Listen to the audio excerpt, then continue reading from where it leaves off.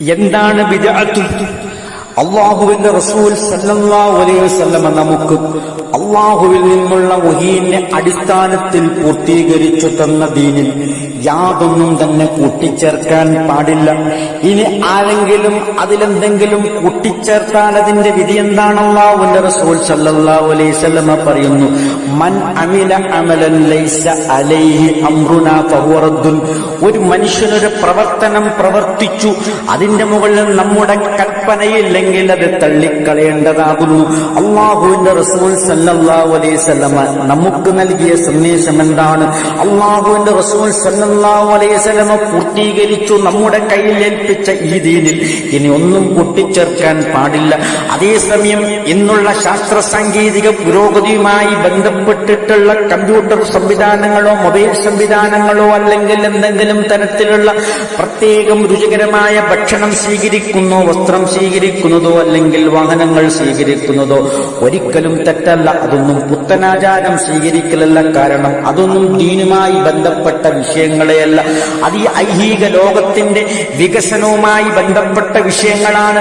അതല്ല അള്ളാഹുവിന്റെ റസൂൽ ഉദ്ദേശിച്ചത്. അള്ളാഹുവിന്റെ റസൂൽ ഉദ്ദേശിച്ചത് ദീനാണ്.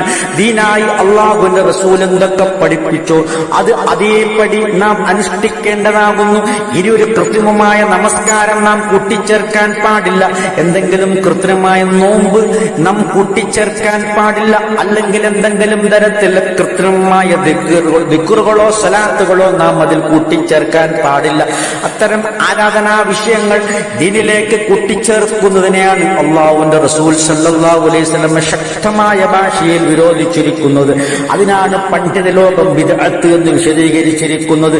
അല്ലാതെ എന്തെങ്കിലും ഈ ഐഹികമായ ലോകത്തിന്റെ പുരോഗതിയും വികസനവുമായി ബന്ധപ്പെട്ട എന്തെങ്കിലും വിഷയങ്ങൾ പ്രവർത്തിക്കുന്നതിനെയല്ല ബിദ്അത്ത് എന്ന് പറയുന്നത്. ഞാനിത് പറയാൻ കാരണം അങ്ങേയറ്റ തരത്തിലുള്ള തെറ്റിദ്ധരിപ്പിക്കൽ ദീനറിയാത്ത സാധാരണക്കാരുടെ തെറ്റിദ്ധരിപ്പിക്കുന്ന ചിലരുണ്ട്. അവർ പറയും, ഈ ശാസ്ത്ര സാങ്കേതിക പുരോഗതിയൊക്കെ നാം ഉൾക്കൊള്ളുമ്പോൾ അത് ബിദ്അത്താകില്ലേ? അതുപോലെ തന്നെയാണ് അല്ലാഹുവിന്റെ റസൂൽ പ്രവർത്തിക്കാത്ത കാര്യങ്ങൾ നമുക്ക് പ്രവർത്തിക്കാം. പലതും നമുക്ക് ദീനിൽ കൂട്ടിച്ചേർക്കാം. കാരണം ഇത് രണ്ടും ഒന്നായി കൂട്ടിക്കുഴച്ചുകൊണ്ട് ആൾക്കാരെ കൺഫ്യൂഷനാക്കുന്ന ഒരു ഏർപ്പാട് ഇത്തരം ലലാലത്തിന്റെ കക്ഷികൾക്കുണ്ട്. അതുകൊണ്ടാണ് അത് വിശദീകരിക്കേണ്ടി വന്നത്. സത്യം സത്യമായി മനസ്സിലാക്കുന്ന സജ്ജനങ്ങൾ നമ്മെ ഉൾപ്പെടുത്തി അനുഗ്രഹിക്കുമാറാകട്ടെ. അൽഹംദുലില്ലാഹി റബ്ബിൽ ആലമീൻ.